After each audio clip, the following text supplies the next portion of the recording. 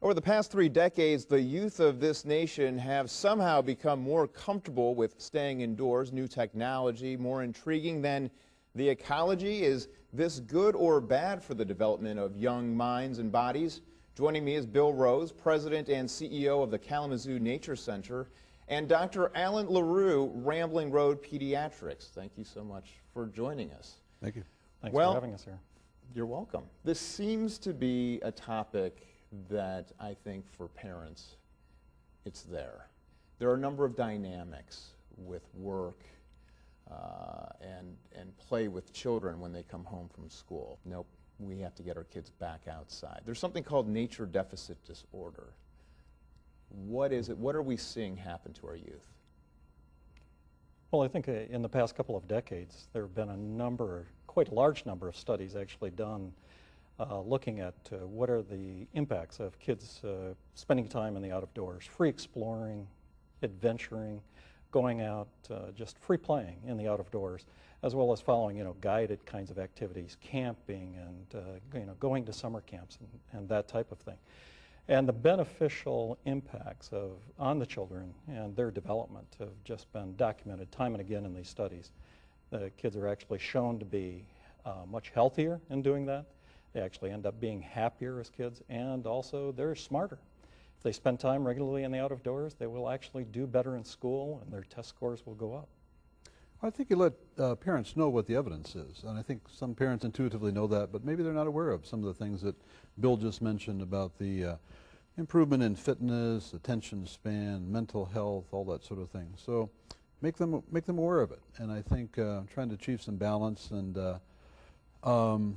I always tell parents with all lifestyle issues, whether it's eating right or wearing seat belts or not smoking, to try to lead by example. And I think if we want our kids to get outside, let's try to make our the limited family time that we have with our busy schedules, let's make it a outdoor thing, and let's make it together. Let's go out for a hike, let's go out for a walk, let's go work in the yard together, let's go build a tree house, let's play catch, let's walk the dog.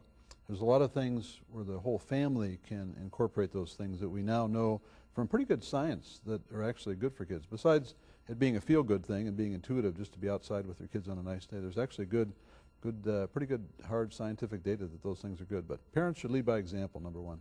What has been happening over the last 3 decades with society? Is it strictly the new technologies? Is it a shift in parenting? What does research show there? Well, I think there has been a big shift, and I'm not sure that we consciously made that shift, but the electronic technologies can be very attractive, and there are some strengths to it. There are some qualities related to electronic technologies that can be used as a tool in teaching and discovery and that type of thing, but the shift or the pendulum has swung way too far in that direction. I don't think it's any coincidence that concomitantly with the growth in electronic technology, we've seen some other changes, and over the course of my career in pediatrics, I have enough gray hair for you to know that I've been doing it for a little bit, that I've seen a pretty significant increase in attention span problems, definite increase in obesity, decrease in fitness, more mental health issues as well. And I think there's a correlation there. Many factors feed into that. We've had a lot of other changes besides the growth in technology. 2 parents working, a lot of stresses on families, a lot of demands put on families and put on children. But I think those kind of core things are still important about doing things together and being outside. You can be a lot healthier, happier, more fit, do better, strangely enough, even academically, by spending more time outside. A good rule of thumb, we used to say, only an hour of TV a day. But now I try to counsel parents an hour of screens, because we have the handheld devices, we have the cell phone, we have the texting, we have the computer, we have the TV. So I think maybe a good bit of advice is an hour or so with screens every day, not including homework time, but most of the time that's spent on electronics isn't actually doing the term paper, doing the research or the homework.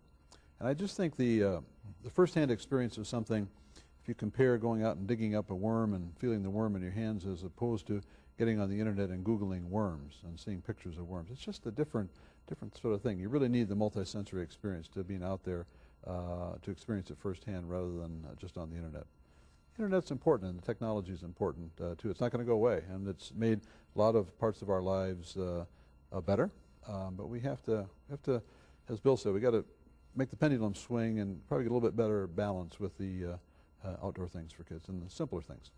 Does not only nature, but maybe play itself, I mean, we're talking about these different devices typically indoors, but do we need to also introduce or reintroduce our children to books and to more hands-on toys if they are going to play, other than having these electronic devices? What are we seeing there now that we have all these electronics that we can play with? Yeah, well, you don't want to romanticize the past too much, but I think there's some really good evidence now about the things that you mentioned, books and blocks. Early childhood literacy, reading to your children early on, and simple activities like playing with building blocks. We spoke earlier off camera about a study that was done in Seattle with kids from disadvantaged backgrounds. Half the parents in the study group were given some blocks, simple building blocks with very simple instructions about just play with your kids with the blocks and engage in play, free play with the blocks, building things. They didn't have any batteries or anything. And then a control group, and the study Dr. Christakis was able to demonstrate improved language development in kids who had the free play with blocks. And those things can be done outside, and you know, and you can build blocks with cut out blocks of snow in the winter and build your fort with that. And there's some lessons to be learned besides some fun to be had too. So much of it is to transfer this and take it outdoors with a parent to make it almost an event to go outside. There's actually a generation of parents right now that have just come through, and that they were early generation in this explosion in electronic media. And we're actually finding at the Kalamazoo Nature Center that we're having to reteach that youngest set of parents now how to go back outside. They actually don't have the experience in playing a lot outdoors, so they actually don't know how to play outside. They don't know how to camp. They don't know how to explore, how to go down to the pond and dip in it and look and see what might be in that pond with their child. So, you know, one of the programs that we have at the Kalamazoo Nature Center is all about trying to get families to do this. Come to the Nature Center. They can actually learn how to explore themselves as if they were children, but they do it with their children. And by example, then Nature Center staff are imparting it to the parents. The parents in turn can then go back into their own neighborhoods, their own backyards, and do it with their children.